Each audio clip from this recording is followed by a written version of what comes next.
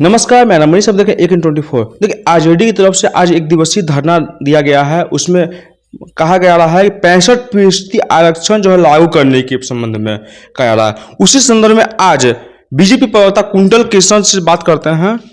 सब आरजेडी तो आज रखा जा रहा धरना प्रदर्शन किया गया रहा है और उसी कहा जा रहा है कि 65% आरक्षण लागू करने के लिए आरजेडी का इस प्रदेश और इस देश के पिछड़ों से, महिलाओं से और उन तबकों से जो समाज में पीछे छूट गए हैं कहीं कोई मतलब नहीं है। आरजेडी का मतलब है लालू और उसका परिवार जो सिर्फ और सिर्फ अपने लिए जीते हैं। आरजेडी का मतलब है भ्रष्टाचार, आरजेडी का मतलब है लूट, आरजेडी का मतलब है माफिया।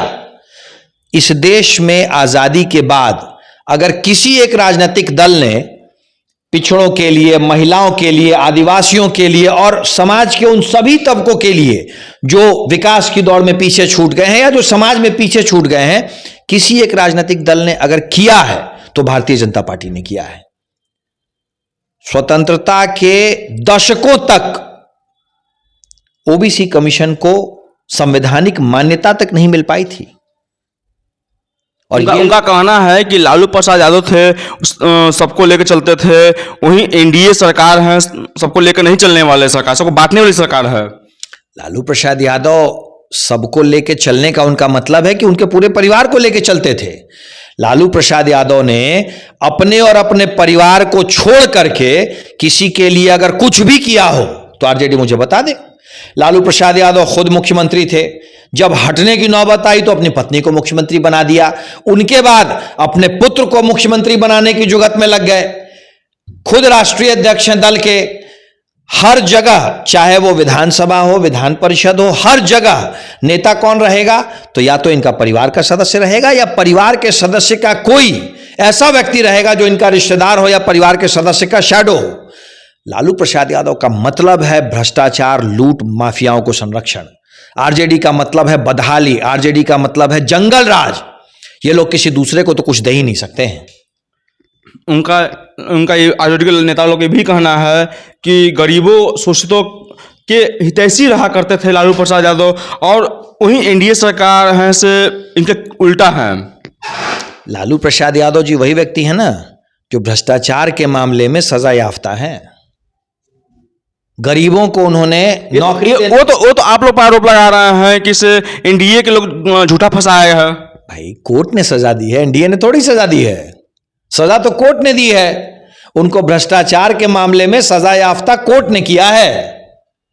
लालू प्रसाद यादव जी के ऊपर गरीबों से उनकी जमीन जायदाद लिखा करके नौकरी देने का आरोप है। ये वो लोग हैं जो पशु तक का चारा खा गए, जहां मौका मिला वहां इन्होंने भ्रष्टाचार किया। लालू प्रसाद यादव और उनका परिवार अपने अलावा किसी के विषय में सोच ही नहीं सकता है। साथ साथ ये भी कह रहे हैं कि नीतीश कुमार और एनडीए सरकार जो है वो आरक्षण विरोधी है। भारतीय जनता पार्टी समाज में जो पीछे छूट गया है उसको आगे लाने के लिए कृत संकल्प है।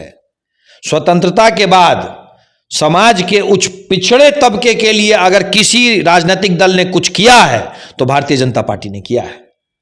भारतीय जनता पार्टी बाबा साहब अंबेडकर द्वारा दिए गए हर सुविधा को, हर राइट को किसी भी हालत में बचा के रखेगी। जब तक भारतीय जनता पार्टी है तब तक संविधान सुरक्षित है, बाबा साहब की विरासत सुरक्षित है। अच्छा, इससे हट के था सवाल पूछते हैं। पप्पू यादव बार बार सुरक्षा को लेकर डिमांड कर रहे हैं, लेकिन सुरक्षा उनको क्यों नहीं मिल पा रही है? भाई माननीय सांसद को पर्याप्त सुरक्षा है। माननीय सांसद की सुरक्षा की जिम्मेदारी राज्य सरकार की है, केंद्र सरकार की है। अगर एजेंसियों को लगेगा कि उन्हें और सुरक्षा की आवश्यकता है तो उन्हें दी जाएगी। माननीय सांसद को तो पर्याप्त सुरक्षा है। पर एक मैं सलाह देना चाहूंगा माननीय सांसद जी को। माननीय सांसद जी अपनी एनर्जी अपने क्षेत्र के विकास में लगाएं। देश, दुनिया, फलस्तीन, यहां वहां, ये सारी बातें छोड़ें। ये सारी बातें छोड़ें। मुंबई आपकी कॉन्स्टिट्यूएंसी नहीं है, आपकी कॉन्स्टिट्यूएंसी पूर्णिया है। पूर्णिया की बात करें माननीय सांसद जी। और दूसरी बात, ये अल्पसंख्यक तुष्टीकरण का राग आप बंद करें। आप जो काम कर रहे हैं, सांसद कब्रिस्तान बचाओ यात्रा तो निकाल रहे हैं, पर उसी पूर्णिया में छठ घाट को जब तहस नहस कर दिया जाता है तो माननीय सांसद एक शब्द नहीं बोलते हैं।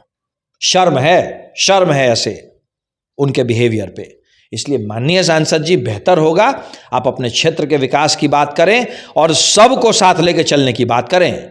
आपकी सुरक्षा, आप सुरक्षित हैं जब तक हम हैं, जब तक भारतीय जनता पार्टी केंद्र में है और भारतीय जनता पार्टी और जदयू की सरकार बिहार में है, तब तक हर कोई सुरक्षित है। अच्छा, आप लोग कह रहे हैं कि भारतीय जनता पार्टी में सब कुछ सुरक्षित है, वहीं विपक्ष के लोग सवाल उठा रहे हैं कि इस सरकार में पूरा अपराध और क्राइम बहुत ज़्यादा बढ़ चुका है। जंगल राज की संज्ञा किसके शासन को दी गई थी? हमने नहीं दिया था ना, हाईकोर्ट ने दिया था। लालू प्रसाद यादव और राजद के शासन को जंगल राज की संज्ञा हाईकोर्ट ने दी थी। एनडीए के शासन का मतलब सुशासन होता है, एनडीए के शासन का मतलब कानून का शासन होता है। उस पर वो लोग कहते हैं कि अभी जो मान लें कि अपराध है उस पर, उसमें क्या अभी के समय में क्या है, जंगल राज है या मंगल राज को क्या कहा जाए? अभी के समय में सुशासन है और कानून का राज है। लालू प्रसाद यादव के समय में, राजद के समय में अपहरण होता था शहर के सबसे बड़े डॉक्टर का, और अपहरणकर्ता शाम को सीएम आवास में नजर आता था। अभी अगर कोई यहाँ पे अपराध करता है तो सीधे जेल में नजर आता है। आप सुन रहे थे बीजेपी प्रवक्ता कुंतल कृष्ण जी का सारे प्रश्न बेबाकी से जवाब दिया। तमाम खबर देखने के लिए 1 24 बने रहे। धन्यवाद।